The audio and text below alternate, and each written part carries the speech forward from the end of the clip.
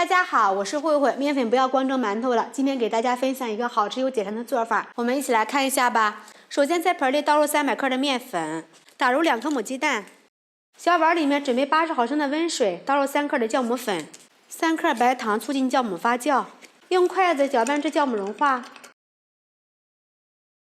这样子就行了。先把鸡蛋给它搅匀，再少量多次的倒入酵母水。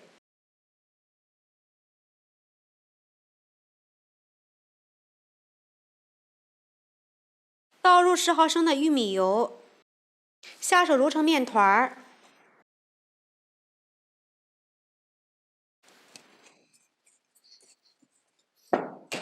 揉成一个软硬适中的光滑面团儿。盖上盖子，醒发2倍大。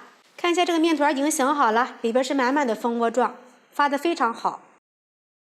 放到案板上揉搓一下排气，这个地方呢我们要多揉一会儿。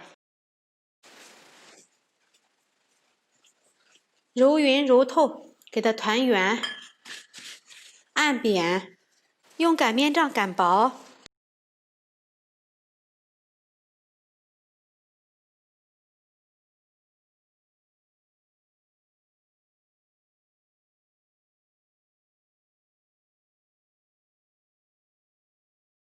擀成这样一个长方形，挤适量的豆沙馅儿，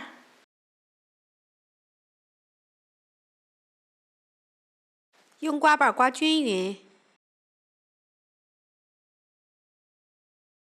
从一端给它卷起来，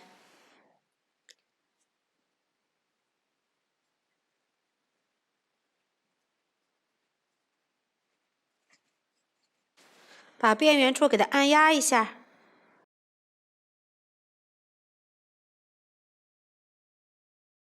从中间对半切开，直接放到蒸屉里面，盖上盖子，醒发15分钟。看一下，已经醒发2倍大了。盖上盖子，大火把水烧开，再蒸15分钟。时间到，不要着急打开盖子，焖上3分钟。开盖，哇，白白的、胖胖的，特别的暄软。把它取出来，稍微晾一下，用小刀给它切成片儿。这样简单一做，真的是太好吃了。咬上一口，真的是香甜好吃，筋道又暄软。